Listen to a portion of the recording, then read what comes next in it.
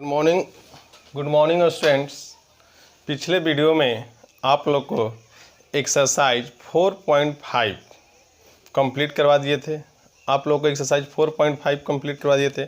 आज के वीडियो में पढ़ेंगे थ्योरी ऑफ एक्सरसाइज 4.6। किसका थ्योरी पढ़ेंगे? एक्सरसाइज 4.6 का, यानी हेडिंग रहेगा थ्योरी ऑफ एक्सरसाइज 4.6 का। देखिए इसमें हमें पढ़ना क्या है, इसमें ध्यान दीजिएगा। यानी सांडी को पढ़ना क्या है इसमें? सांडी को तथा आव्यूहों का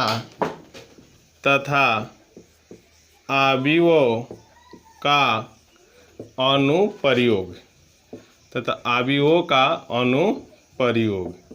क्लियर हो गया?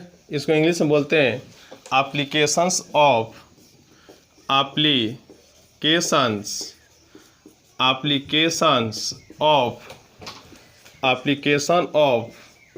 Determinants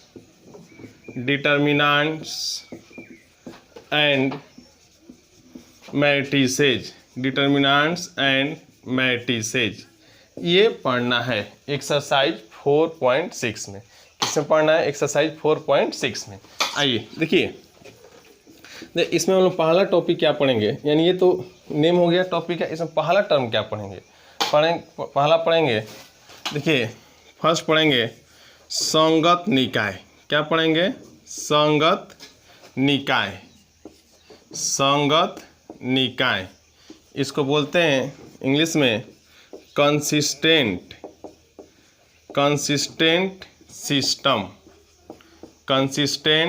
system.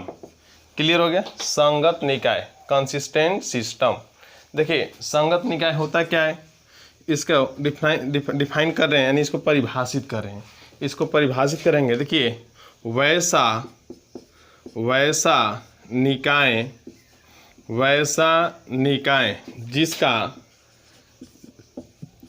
जिसका हॉल हो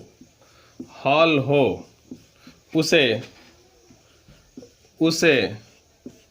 संगत निकाय कहते हैं।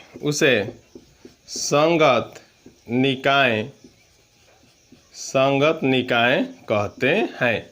बोलिए किसे संगत निकाय कहेंगे? जिसका हॉल होगा, जिस निकाय का हॉल हो उसे संगत निकाय। अब भाई दूसरा देखिए, दूसरा हो जाएगा असंगत निकाय।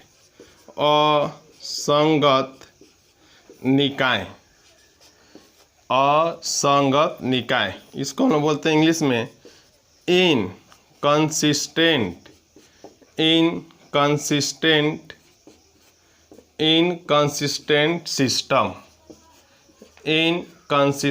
सिस्टम। क्लियर हो गया? देखिए किसको बोलते हैं? वैसा निकाय जिसका हॉल न हो उसे असंगत निकाय कहते हैं। उसे क्या कहते हैं? असंगत निकाय कहते हैं। देखिए मेरी बात समझिए, यानी पहला हम लोग इसमें क्या पढ़ें? संगत निकाय। किसे कहेंगे संगत निकाय? वैसा निकाय जिसका हॉल हो उसे संगत निकाय, और जिसका हॉल नहीं हो उसे हम लोग क्या कहते हैं? असंगत निकाय। यानी जिसका हॉल होगा उसे संगत कहेंगे, जिसका हॉल नहीं होगा उसे असंगत कहेंगे। समझ गए आप लोग? आइए, ये तो समझ गए संगत और असंगत, कोई दिक्कत नहीं होनी चाहिए। देख लीजिए संगत और असंगत। क्लियर हो गया? अब हम लोग पढ़ेंगे, देखिए अगला, देखिए रैखिक समीकरण निकायों का हल। मैंने रैखिक समीकरण निकाय के बारे में पहले पढ़ते, उसके बाद उसका हल पढ़ेंगे। आइए ध्यान देते हैं। रैखिक समीकरण निकाय,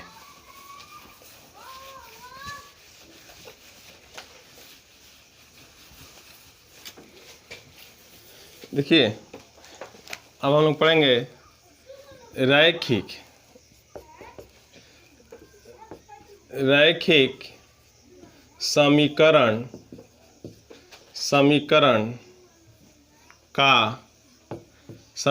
का निकाय, रैखिक समीकरण का निकाय। इसका इंग्लिश हो जाएगा the system of linear equations, the system of linear equations, रैखिक समीकरण निकाय। ये तो आप लोग जानते हैं रैखिक समीकरण किसे कहते हैं। रैखिक समीकरण किसे कहते हैं? वैसा समीकरण जिसमें चरों का घात क्या हो, एक हो। चर का घात कितना हो, एक हो। ये देखिए रैखिक समीकरण एक चर वाला, दो चर वाला, तीन चर वाला, यानी समथिंग हो सकता है। बस हम ये जानना है रैखिक समीकरण कहते किसे, बताइए किसे कहते हैं? वैसा समीकरण जिसमें चर का घात क्या हो, एक हो, उसी को क्या कहते हैं, रैखिक समीकरण। क्लियर हो गया? यानी देखिए अब एक बात आप लोग आ रही होगी, सर निकाय क्या बोल रहे हैं, बार बार आप निकाय बोलते जा रहे हैं। ठीक है, एक आसान भाषा में समझ जाइए निकाय किसे कहते हैं। यानी समूह को निकाय कहते हैं। यानी किसको कहते हैं? समूह को निकाय कहते हैं। देखिए ध्यान दीजिए, जैसे मान लीजिए हम यहाँ पर लिख दिए, यहाँ पर ax plus by plus c बराबर 0, इसको हम लोग क्या पढ़ेंगे? रैखिक समीकरण। क्या पढ़ेंगे? रैखिक समीकरण। दिखाई दे रहा है ना, ax plus by plus c बराबर 0, इसको हम लोग क्या पढ़ते हैं? समीकरण। समीकरण। जब एक और इसी में लिख देंगे ऐसे a2x plus b2y plus c2 बराबर 0, यानी ये दोनों समीकरण ऐसे साथ में दिया रहेगा, तो ये दोनों समीकरण ऐसे साथ में दिया रहेगा, इसी को बोलते हैं समीकरण का निकाय। यानी जब एक से अधिक समीकरण दे देगा, एक से अधिक समीकरण दे देगा, उसी को क्या कहेंगे? निकाय। जब एक दिया रहेगा तो सिर्फ समीकरण, जब एक से अधिक दे देगा तो निकाय। यानी एक तरह से मान के चलिए क्या, समीकरणों का समूह। क्लियर हो गया?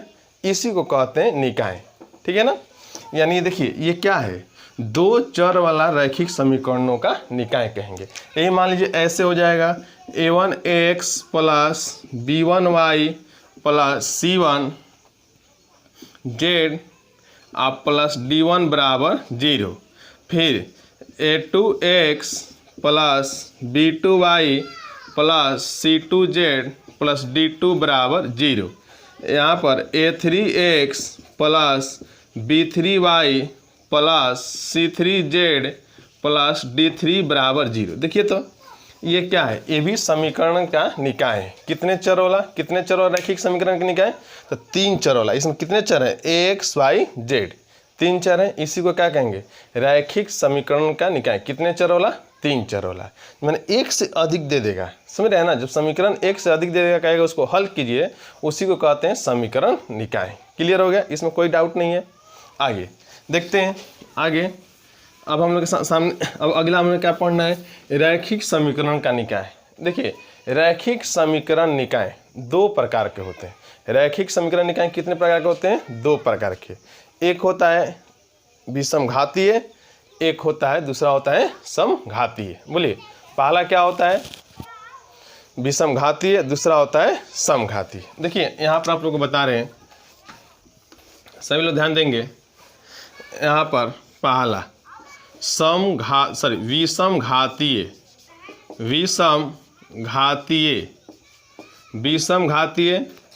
दूसरा होता है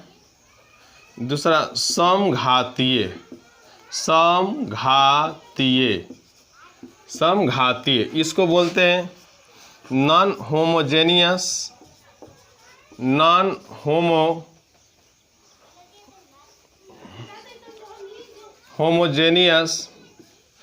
होमोजेनियस, इसको बोलते हैं होमोजेनियस।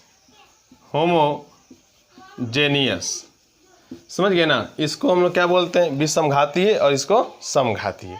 इंग्लिश में बोलते हैं नॉन होमोजेनियस, इसको बोलते हैं होमोजेनियस। क्लियर हो गया? देखिए यहाँ पर विषमघातीय क्या होता है और समघातीय क्या होता है, ध्यान देंगे। विषमघातीय किसे कहते हैं, समघातीय किसे कहते हैं? एग्जाम्पल लेकर समझा रहे हैं। देखिए इसके नाम से लग रहा है विषमघातीय, यानी विषम मतलब बराबर नहीं, घातीय मतलब घात। क्लियर हो गया? यानी जिसके मैंने वैसा समीकरण निकाय जिसमें चौरों के घात, सभी पदों के चौरों का घात बराबर न हो, सभी पदों के चौरों का घात क्या हो, बराबर न हो, उसे हम क्या कहेंगे, विषम घाती है। इसमें इसका जस्ट उल्टा हो जाएगा, समघाती, जिसमें चौरों के घात क्या हो, सभी पदों के चौरों के घात क्या हो, बराबर हो, उसे समघाती है। जिसमें बराबर न हो उसे विषम घाती है। क्लियर हो गया, समझ गए ना आप लोग। यानी विषम मतलब बराबर नहीं, घाती है मतलब घात, किसका घात, चौरों के घात, सभी पदों के चौरों के घात क्या हो, बराबर न हो, उसे विषम घाती है, ऐसे समघाती है। देखिए एग्जाम्पल लेकर समझा रहे हैं आप लोग को, यहाँ पर समझेंगे। एग्जाम्पल ले रहे हैं यहाँ पर a1x plus b1y plus c1z plus d1 बराबर 0। यहाँ पर a2x plus b2y plus c2z plus d2 बराबर 0। फिर a3x plus b3y plus c3z plus d3 बराबर 0। देखिए ये हम लिखे एग्जाम्पल के, यानी एक प्रकार का ये क्या है, समीकरण निकाय है ना। अब ये देखना है कि समघाती है कि विषम घाती है।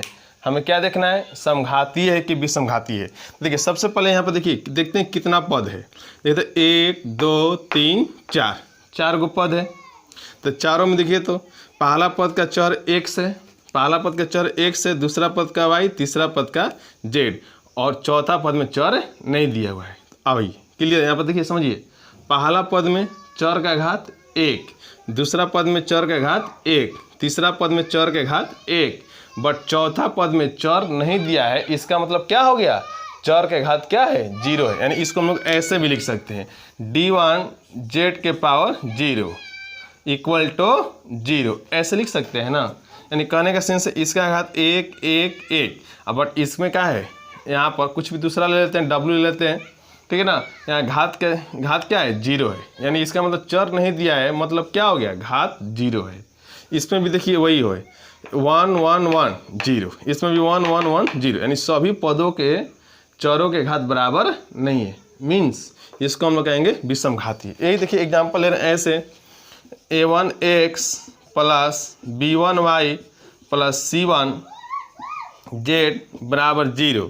फिर a2x plus b2y plus c2z बराबर 0, a3x plus b3y plus c3z बराबर c3z बराबर 0। अब यहाँ पर ध्यान दीजिएगा, सही बच्चे ध्यान देंगे।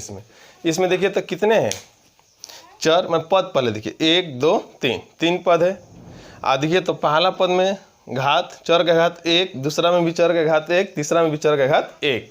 यानी कहने का सेंस क्या हो गया, तीनों पदों में चरों का घात क्या है, बराबर है। मीन्स ये कौन सा हो गया, समघाती है कि नहीं है, है। यानी एक तरह से आप ऐसे भी इसमें सोच सकते हैं आप लोग, ऐसे भी आप लोग सोच सकते हैं, जिसमें अचर पद दिया रहेगा तो विषम घाती है, जिसमें अचर पद नहीं दिया रहेगा तो समघाती है। क्लियर हो गया, समझाने की जरूरत नहीं है। चलिए अब यहाँ पर दूसरा चीज़ हम लोग पढ़ रहे हैं, ध्यान दीजिएगा सही बच्चे। अब हम लोग पढ़ेंगे शून्य हल। क्या पढ़ेंगे, शून्य हल। इधर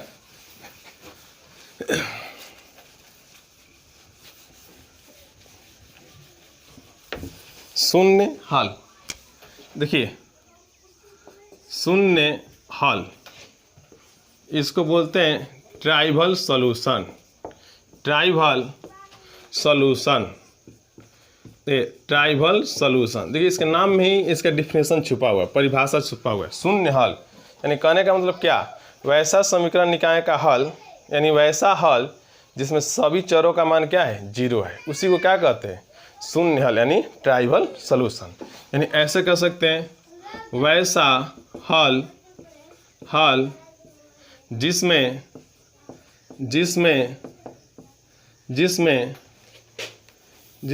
सभी चरों का मान शून्य हो, सभी चरों का मान क्या हो, शून्य हो, उसे शून्य हल कहते हैं। उसे कौन सा हल कहते हैं? शून्य हल कहते हैं। उसे शून्य हल कहते हैं, जिसमें सभी चरों का मान 0 यानी x का ही मान 0, मैंने हल कर रहे हैं, x का ही मान 0 आ जाए, y का ही मान 0 आ जाए, z का ही मान 0 आ जाए, यानी उसी को क्या कहेंगे? शून्य हल कहेंगे। क्लियर हो गया? अब नेक्स्ट देखिए हम लोग पढ़ेंगे, देखिए हम क्या पढ़ेंगे? रैखिक समीकरण निकाय का हल। क्या पढ़ेंगे? रैखिक समीकरण निकाय का हल। देखिए रैखिक समीकरण निकाय का हल 2 प्रकार से होता है। रैखिक समीकरण निकाय का हल कितने प्रकार से? 2 प्रकार से। एक होता है आव्यूह विधि से और दूसरा होता है सारणिक विधि से। हम आप लोग के सिलेबस में यानी एनसीईआरटी में आव्यूह विधि की चर्चा किया हुआ है, सारणिक विधि की चर्चा नहीं किया है, बट हम क्या करेंगे? सारणिक विधि भी बता देंगे, ठीक है ना। अगला हम लोग का हेडिंग रहेगा रैखिक समीकरण निकाय का हल। देखिए रैखिक समीकरण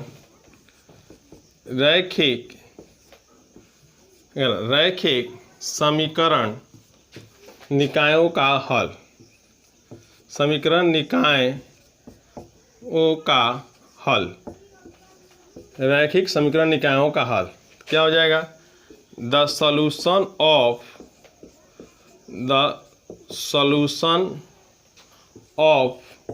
द सिस्टम्स ऑफ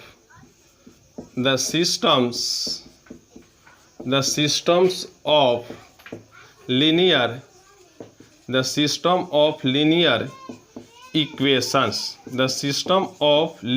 इक्वेशंस। ये रैखिक समीकरण निकायों का हल, the system of linear equations. देखिए ये 2 प्रकार के होते हैं। कितने प्रकार के होते हैं? 2। यानी हल कैसे किया जाता है? देखिए मैंने हल क्या एक प्रकार विधि है। एक होता है आव्यूह विधि। कौन विधि? आव्यूह विधि, ठीक है। दूसरी होती है सारणिक विधि। दूसरी कौन सा विधि? सारणिक विधि। दूसरी सारणिक विधि।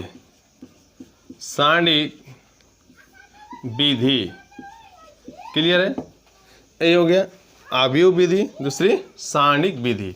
एक प्रकार का आप इसको कह सकते हैं रैखिक समीकरणों के निकायों का हल करने की विधियाँ। रैखिक समीकरण निकायों के हल करने की विधियाँ, ऐसे भी इसको आप लोग कह सकते हैं। समझ गए ना आप लोग?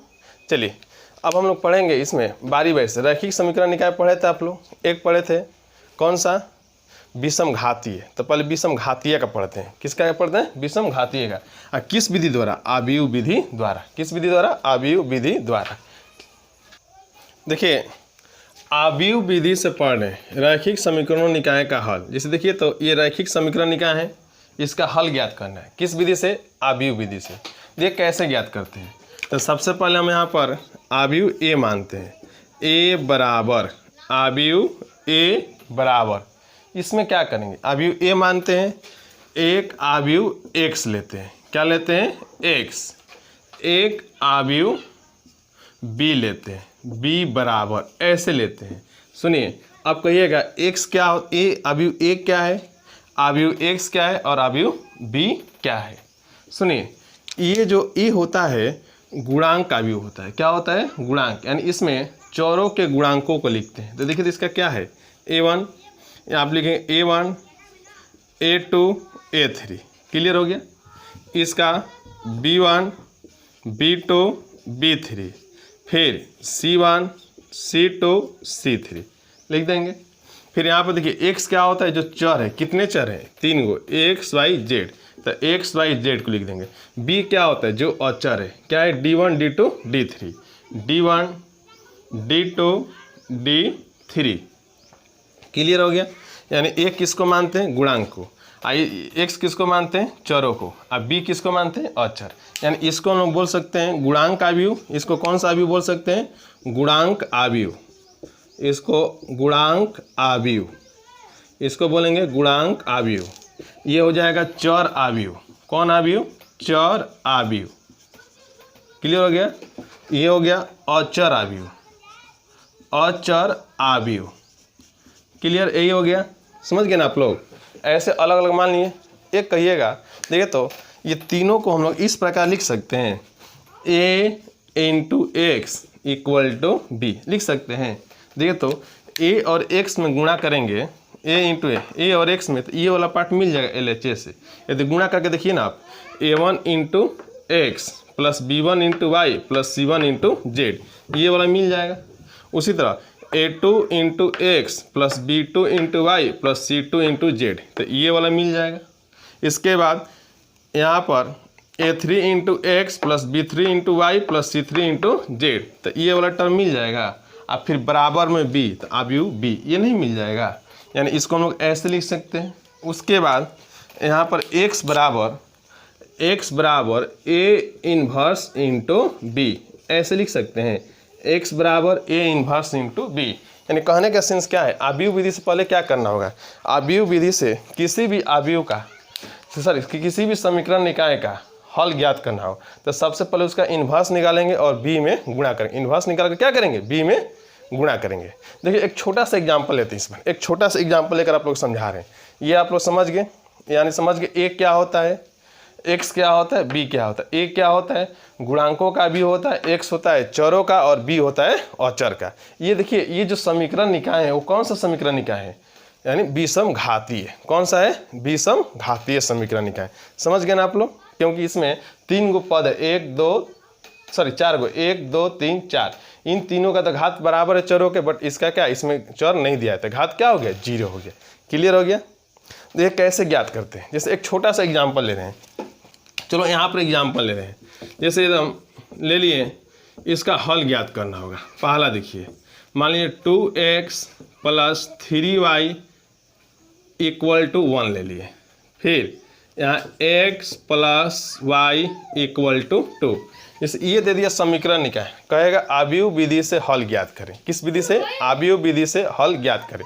तो कैसे ज्ञात करें, देखिए कितने चर वाला है, 2 चर वाला समीकरण निकाय है ना, बोलो कितने चर वाला, 2 चर वाला समीकरण निकाय है। क्लियर। अब यहाँ पर देखिए क्या करेंगे, सबसे पहले आव्यूह a मानेंगे, आव्यूह a बराबर, तो बोलो तो चर देखिए, अचर क्या है इसमें 2 और यहाँ पर 1, यहाँ पर 3 1। क्लियर हो गया ना। उसके बाद x बराबर, x बोलो चर कितने हैं, x और y 2 है, x y, और फिर b बराबर क्या हो जाएगा 1 2, ऐसा हो गया। क्लियर, ऐसे मान लिए। अब यहाँ पर ध्यान देंगे, इतना तो कर लिए हम लोग। इसके बाद सुनिए, अब a का इन्वर्स निकालेंगे। अब क्या करते हैं, a का इन्वर्स, तो a का इन्वर्स कैसे निकलेगा, तो सबसे पहले इसका डिटर्मिनेंट निकालेंगे। a का इन्वर्स कैसे निकलेगा, इसका डिटर्मिनेंट निकालेंगे, तो क्रॉस मल्टीप्लाई करेंगे 2 इंटू -3 बराबर, ऐसे ना 2 इंटू 1 2 माइनस 1 इंटू 3 हो गया, यानी -1 हो जाएगा। क्लियर हो गया। अब यहाँ पर सखंड आव्यूह लिखेंगे। आप लोग बताए थे ना, जब 2 कोटि का रहता है तो तिरछा तिरछी बदल देते हैं। तिरछा तिरछी क्या करते हैं, बदल। यहाँ पर 1 ये 2 ये 3 1, ऐसा हो जाएगा। हाँ, इसका चिन्ह बदला जाएगा ना। इसके बाद सखंडज निकालते हैं, एडजॉइंट ऑफ ए। तो क्या करते हैं, पंक्ति को स्तंभ में, तो देखिए तो 1 -1 -3 2, ऐसा हो गया। एडजॉइंट निकल गया। क्या निकल गया, यहाँ पर एडजॉइंट निकल गया ना। अब देखिए यहाँ पर उतना करने के बाद देखिए इसका अब इन्वर्स निकालेंगे। ए इन्वर्स इक्वल टू क्या होता है, एडजॉइंट ऑफ ए क्या होता है, equal to adjoint of A क्या होता है, adjoint of A upon determinant of A. तो ए इन्वर्स, तो देखिए तो यहाँ पर निकालेंगे ऐसे, तो क्या हो जाए 1 -3 -1 2, ऐसा हो गया। अपॉन कितना -1, यानी -1 से डिवाइड करने का मतलब क्या होगा, जो माइनस में वो प्लस में, जो प्लस में वो माइनस में। तो देखिए तो ये -1 हो गया, ये प्लस, ये भी प्लस, ये -2 हो जाएगा, ऐसा हो जाएगा। अब ए इन्वर्स निकल गया। अब किसे चलेंगे, x बराबर ए इन्वर्स इंटू बी से। तो चलो सबका मान रखते हैं। तो आव्यूह x का क्या हो गया, x y। Clear. A inverse का -1 1 3 -2। आप b का देखिए तो b का क्या दिया है, अभी b बराबर 1 2। क्लियर। फिर यहाँ पर XY, तो तिरछा तिरछी गुणा करेंगे यहाँ पर, -1 × 1 तो -1 और 3 × 2 तो 6 हो जाएगा, 1 × 1 1 और फिर यहाँ पर -4। क्लियर हो गया। अब यहाँ पर देखिए XY, फिर यहाँ पर हल करेंगे तो यहाँ पर देखिए 5 और ये -3, 5 -3 हो गया। अब समानता के नियम से तो अतः यहाँ पर देखिए तुलना करेंगे, जो x होगा वो किसके बराबर, x हो जाएगा 5 के बराबर और y होगा 3 के, -3 के बराबर। तो लिख सकते हैं अतः यहाँ पर, अतः x बराबर 5 y बराबर -3, ऐसे बनेगा। समझ गए आप लोग, ऐसे बनेगा। यानी किस विधि से, आव्यूह विधि से। आप लोग चाहेंगे तो एक्सरसाइज 4.6 का क्वेश्चन बना सकते हैं। इसमें 4.6 का यहाँ पर 7 से लेकर 14 तक बना सकते हैं। 7 से लेकर, आप लोग होमवर्क दे रहे हैं, कौन कौन होमवर्क दे रहे हैं, यहाँ पर HW दे रहे हैं, इस पर बनेगा। आप लोग को HW दे रहे हैं, HW दे रहे हैं 7, 8, 9 और 10, इतना HW दे रहे हैं। इसी पर बनेगा 7, 8, 9, 10, इस थ्योरी पर आप लोग से बन जाएगा। क्लियर हो गया, समझ गए आप लोग। चलिए आज के वीडियो में इतना ही, धन्यवाद।